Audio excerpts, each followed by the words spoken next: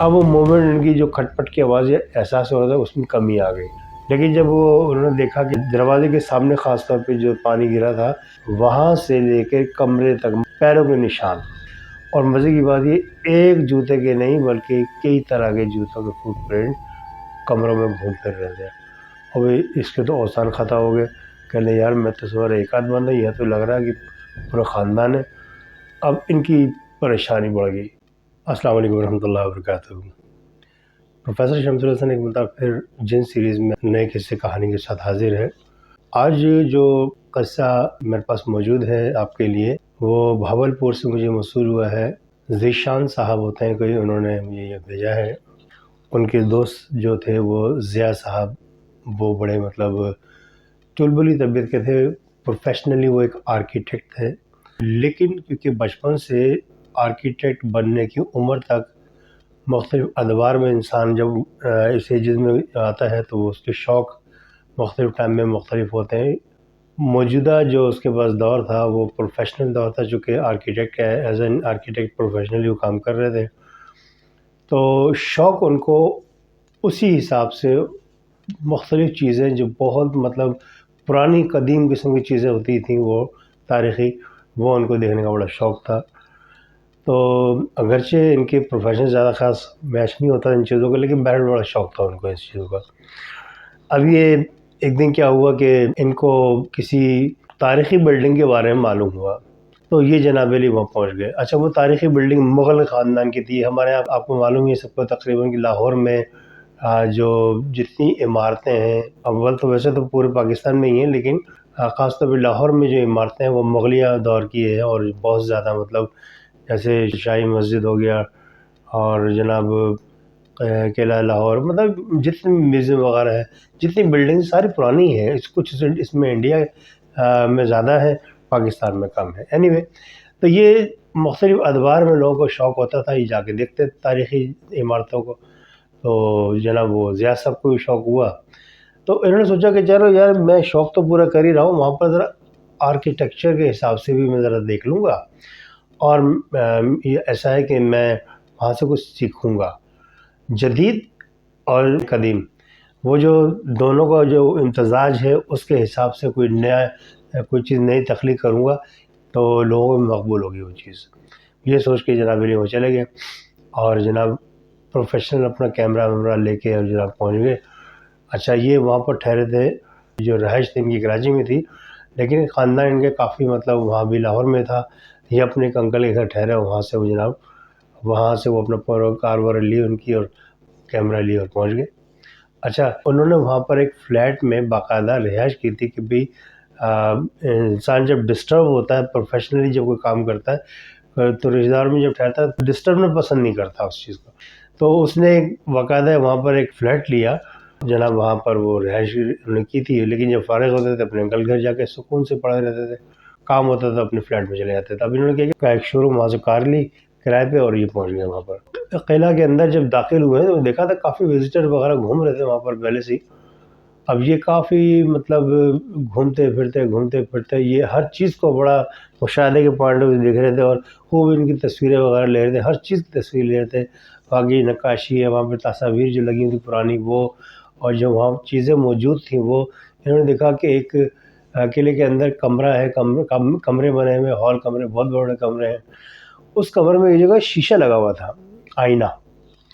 اب انہوں نے جو آئینہ دیکھا تو ان کے ذہن میں آیا کہ یار اس آئینے میں کوئی خوبی تو ہوگی یقیناً، کیا خوبی ہے اس میں جو یہاں لگا ہوا ہے، ظاہر ہے اس دور کا نہیں ہے یہ۔ اس چیز کو نوٹ کرنے کے لیے قریب گئے۔ اب جا کے انہوں نے دیکھا تو آئینہ اتنا موٹا تھا، اچھا خاصا موٹا تھا، دیکھنے میں ان کو لگ رہا تھا وزنی، ٹھیک ٹھاک وزنی ہوگا۔ ان کے دل میں کچھ تھوڑا سا ارمان مچلے کے لیے، یار یہ کاش یہ آئینہ میرے پاس ہوتا تو کتنا مطلب زبردست ہوتا، لوگوں کو مطلب میں دکھاتا فخر سے کہ جناب یہ نوادرات میں سے مجھے یہ چیز میرے پاس ہے۔ اچھا، بچپن کے شوق جن سے ہوتے ہیں انسان کے، تو وہ بعض اوقات چوری چکاری بھی سکھا دیتے ہیں اس ٹائپ کی چیزیں۔ اب ان کے من میں یہ تھا کہ کوئی آگے پیچھے لوگ ہوں تو میں یہ شیشہ لے کے ضرور جاؤں گا، بس مجھے پسند آ گیا ہے۔ تو وہاں پہ کوئی سسٹم تھا نہیں کہ خریدنا اور فروخت کرنا، یہ وہ اس ٹائپ کی چیز۔ بہرحال وہ جناب علی وہ اس کو دیکھتے رہے، خوش ہوتے رہے، اور پورے بلڈنگ کا انہوں نے جائزہ لیا خاص خاص چیزوں کا، اور جناب علی جب دیکھا کہ ہر شام اچھی خاصی ڈھل گئی ہے کہ جو رش بالکل نہ ہونے کے برابر تھا، انہوں نے کیا کہ کار کو جتنا کلوز کر سکتے تھے گیٹ سے کلوز کیا، لاک کیا اس کو، اور جناب وہ شیشہ بڑے احتیاط سے جو اٹھایا. اچھا یہ سوچ رہے تھے بہت وزنی ہوگا شیشہ، لیکن ان کے خیال کے بالکل اپوزٹ شیشہ بہت ہلکا. اب یہ جب اٹھا کے جب چلے ہیں، چلنے کے بعد ان کو آہستہ آہستہ احساس ہوا کہ جیسے قدم بقدم آگے بڑھ رہے تھے، ان کا جو شیشے کا ویٹ ہے وہ آہستہ آہستہ بڑھنا شروع ہو گیا. ابھی بڑے پریشان کے ہیں، یہ شیشے کا ویٹ کچھ بڑا بڑا لگ رہا ہے، شروع میں جب میں اٹھایا تھا اتنا ویٹ نہیں تھا، لیکن چلنے میں ہی پرابلم ہو رہی ہے. بہرحال وہ ہمت کر کے چلتے رہے الغرضی، کبھی تیز کبھی ہلکے، گیٹ تک پہنچے اور ڈگی کھولی کار کی اور بڑے احتیاط سے شیشہ اندر رکھا، اور چاروں طرف دیکھ بھی رہے تھے، کوئی دیکھ نہ رہا ہو. ایک آدھ وزٹر کی نظر بھی پڑی لیکن انہوں نے خیال نہیں کیا. بہرحال انہوں نے کیا کیا، ڈگی لاک کی، کار میں بیٹھے اور سگریٹ نکال کے 2-4 کش لگائے اور پرسکون ہو کے چاروں طرف دیکھا کہ ہاں بھی کوئی دیکھ تو نہیں رہا. اس کے بعد جناب یہ وہاں سے روانہ. شام کا ٹائم تھا تو تھوڑا رش کا ٹائم بھی ہوتا ہے وہ واپسی کا لوگوں کے دفاتر سے، تو یہ بہرحال احتیاط سے چلتے چلتے مختلف سڑکوں سے ڈائریکٹ گھر نہیں گئے، وہ فلیٹ میں نہیں گئے. انہوں نے کیا کیا مختلف جگہوں سے ہوتے ہوئے جسے کہتے ہیں ڈاج دینا، اگر کوئی مجھے دیکھ بھی رہا، مجھے فالو بھی کر رہا تو وہ چکرا جائے کہ میں کہاں رہتا ہوں. بہرحال مختلف سڑکوں سے خوب اچھی طرح گھوم پھر کے اپنے فلیٹ میں پہنچ گئے. اب جب انہوں نے فلیٹ میں سے مطلب وہاں پہنچے تو ڈگی کھولی ہے، ڈگی کھول کے وہ آئینہ نکالا ہے، آئینہ نکال کے وہ فلیٹ کی لفٹ تک پہنچے ہیں. تب ان کو احساس ہوا کہ یار میری گاڑی کی ارد گرد کوئی حرکات و سکنات ہو رہی ہیں، کوئی ہے. کہ نہیں یار میں تو بڑی احتیاط سے وہاں سے نکلا تھا، اس کے باوجود یہ کون ہے جو مجھے اندکی قوت جو مجھے نظر نہیں آ رہی. اور یہ بہرحال یہ سوچتے رہے اور سمجھ گئے کہ یار یہ وہیں سے کچھ سلسلہ میرے ساتھ ہوا ہے. اب تھوڑا سا دھڑکا بھی لگا ہوا تھا بہرحال، لیکن کیونکہ اپنا علاقہ تھا ان کا، کچھ تھوڑی سی اڑیل قسم کی بھی تھے بچپن سے. اب جب جناب وہاں سے لفٹ تک گئے ہیں، ان کو احساس تھا کہ میرے ساتھ ساتھ کوئی نہ کوئی ایک آدھ نہیں کئی لوگ چل رہے ہیں. اب جب لفٹ میں انٹر ہوا، لفٹ میں جب انٹر ہوتا ہے انسان تو ایک مخصوص ٹائمنگ کے لیے دروازہ کھلتا ہے، اس کے بعد وہ فوراً بند ہو جاتا ہے ایک ٹائمنگ کے بعد. لیکن جو وہ ٹائم سے کہیں زیادہ اوور ٹائم ہوتا ہے، دروازہ کھلنے کا پیریڈ بڑھ جاتا ہے، اٹ مینس کہ بہت سارے افراد اس میں انٹر ہو رہے ہیں. چونکہ لفٹ استعمال کرنے والی یہ تمام چیزیں بہت اچھی طرح واقف ہوتے ہیں ان چیزوں سے، تو وہ جناب انہوں نے ضیاء صاحب نے یہ چیز نوٹ کی کہ جناب لفٹ کا دروازہ کھلا ہے، میں ان ہوا ہوں، لیکن بظاہر کوئی بھی اس کے علاوہ کوئی اندر نہیں آیا، لیکن لفٹ کا دروازہ کم و بیش کافی دیر کے لیے کھلا ہے، اتنا کہ جیسے 3-4 افراد مزید اس میں انٹر ہوئے ہیں. اور دوسری بات ہے کہ لفٹ کے اندر جب کوئی ان ہوتا ہے، سم ٹائم لفٹ میں وائبریشن ہوتی ہے، ہل جل ہوتی ہے، اس سے اندازہ ہوتا ہے کہ ہاں بھی کوئی ان ہوا ہے، اس میں داخل ہوا اور وہ اس کا ویٹ بڑھ گیا ہے لفٹ کا. بہرحال جب یہ اپنے بالکل لفٹ کے دروازے پہ جب قریب آئینے لگے کھڑے ہوئے تھے سائڈ میں، جیسی ان کی منزل ہے 7واں فلور تھا غالباً، یہ انہوں نے کیا کیا لفٹ کا دروازہ کھول کے جیسی بٹن دبایا نا، لفٹ کا دروازہ کھول گیا. بٹن انہوں نے دبا کے رکھا اور جناب دروازے پہ پیر رکھ کر باہر کھڑے ہوئے اور آئینہ جو سا وہ لفٹ کے اندر کی طرف انہوں نے دکھایا اور مسکرائے.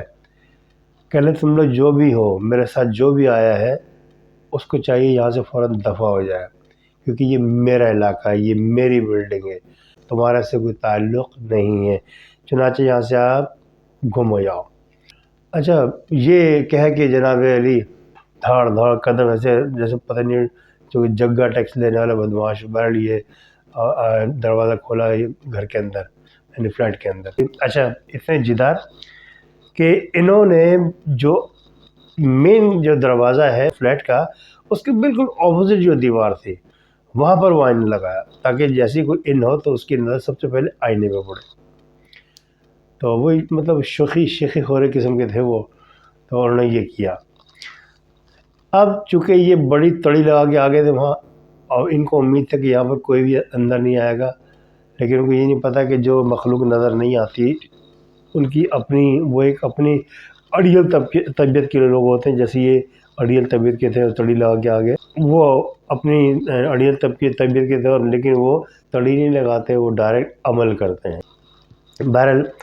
وہ رات سکون سے یہ سوئے بے فکر ہو کے، اگرچہ ان کو فکر ہونی چاہیے، پہلی رات تھی، لیکن بے فکر ہو کے سوئے۔ اب انہوں نے جو رپورٹ وغیرہ بنانی تھی وہ رات صبح بیٹھ کے رپورٹ بنائی انہوں نے۔ رپورٹ بناتے بناتے ان کو نا کچھ احساس ہوا کہ گھر کے اندر موومنٹ ہو رہی ہے کچھ۔ وہ سمجھیے کہ بھئی جو لوگ آئے تھے میرے ساتھ وہ اس وقت گھر کے اندر بھی آ گئے۔ انہوں نے کیا کیا کہ ان کی والدہ نے کسی زمانے میں جیسے آب زمزم ہوتا ہے اس ٹائپ کا وہ پانی بہرحال آب زمزم کا رکھا ہوا تھا، تو انہوں نے کیا کیا وہ پانی تھوڑا سا پیا، پی کے اپنے اوپر تھوڑا چھڑکنے کے بعد تھوڑا سا چلو میں لے کے وہ پانی اور مزید اس میں پانی ملایا اور پورے فرش پر ہر کمرے کے اور لاؤنج وغیرہ سب پہ انہوں نے پانی چھڑک دیا اچھی طریقے سے، ایسے جیسے چھینٹوں کی شکل میں، اور جناب بے فکر ہو کے اپنے کام میں لگ گئے۔ اب وہ موومنٹ ان کی جو کھٹ پٹ کی آوازیں احساس ہو رہا تھا اس میں کمی آ گئی، لیکن جب وہ انہوں نے دیکھا کہ جناب تھوڑی دیر کے بعد وہ دروازے کے سامنے خاص طور پہ جو پانی گرا تھا وہاں سے لے کے کمرے تک، مختلف کمروں تک پیروں کے نشان، واضح پیروں کے نشان پانی کے، اس نے دیکھا کہ فٹ پرنٹ موجود ہیں، اور مزے کی بات یہ ایک جوتے کے نہیں بلکہ کئی طرح کے جوتوں کے فٹ پرنٹ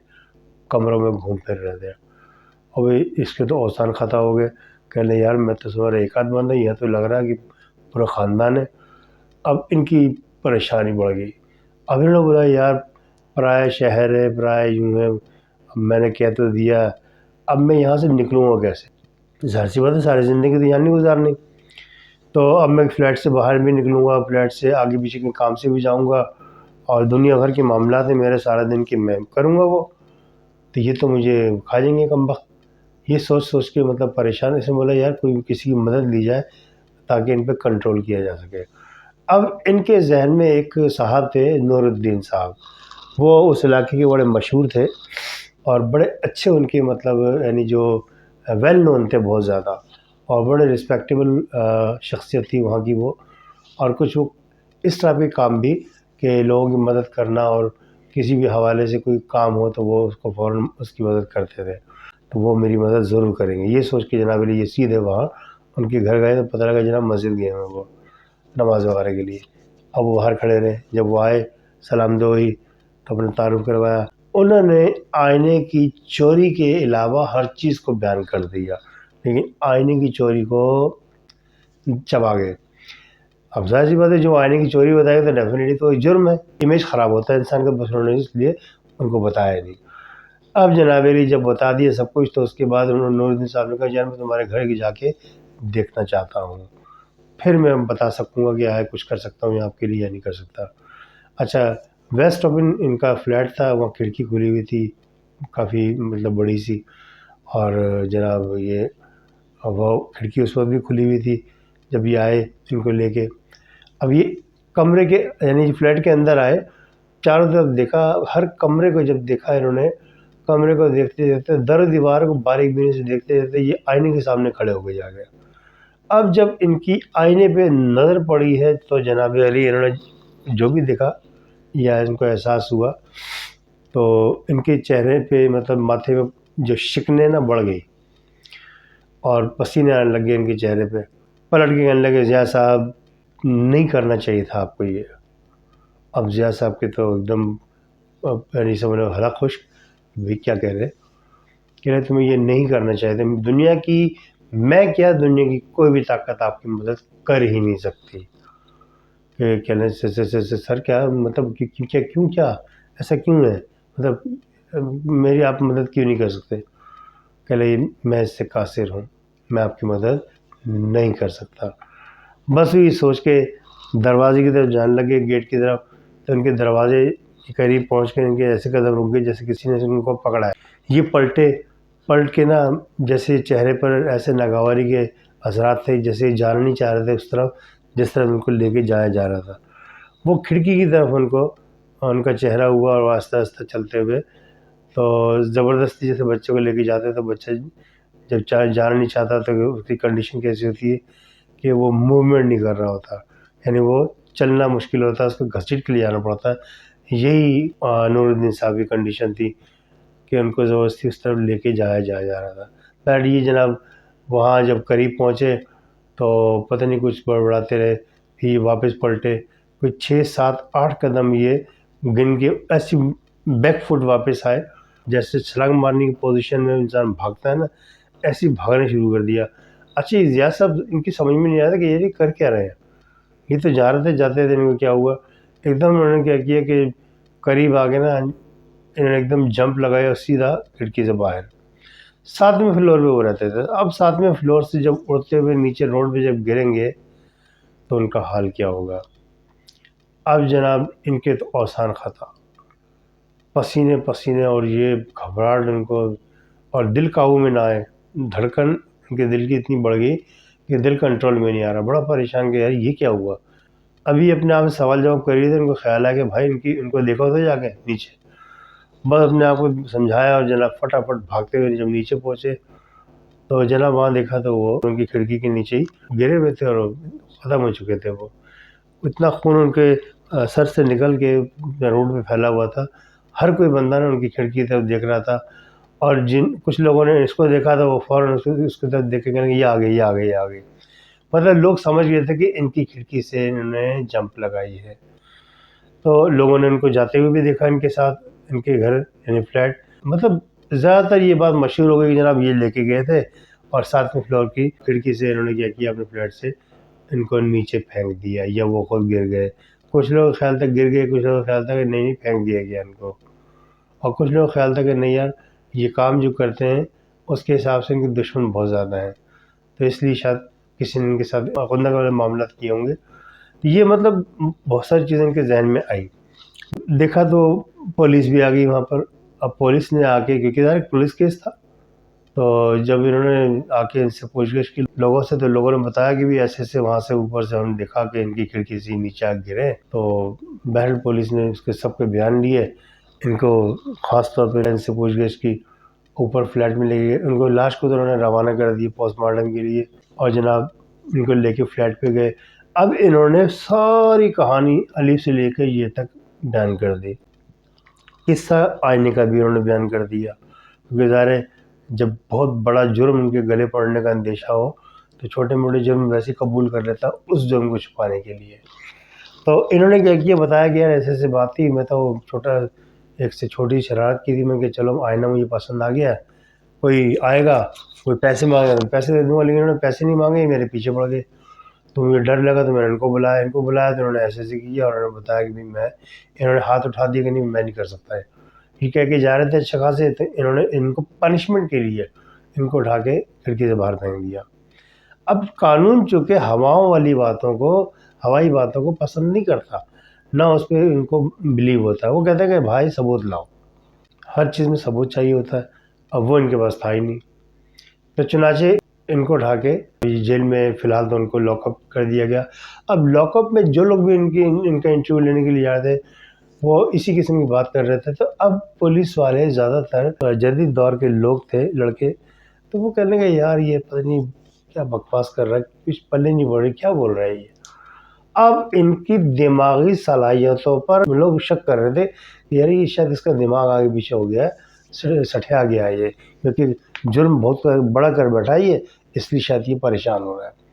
اور پریشانی میں الجھل بک رہا ہے۔ جج صاحب نے ان کو بجائے جیل بھیجنے کے ان کو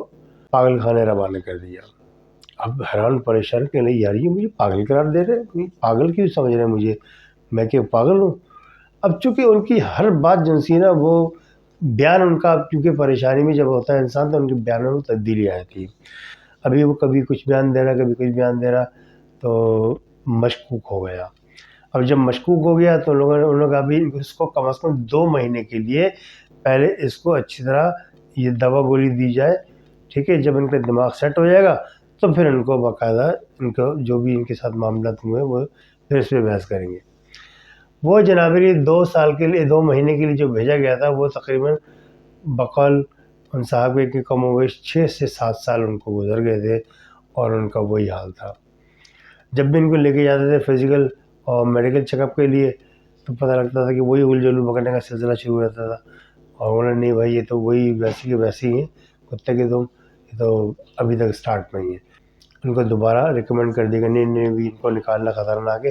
یہ تو دنیا کے لیے عذاب بن جائیں گے اگر ان کو نکال دیتے ہیں ہم. تو لوگوں کی بہتری کے لیے فیصلہ یہ کیا گیا کہ ان کو باہر نہ نکالا جائے، ان کو مستقل میں. اب یہ وہاں پر جب مختلف لوگوں کے ساتھ بیٹھتے تھے اٹھتے تھے،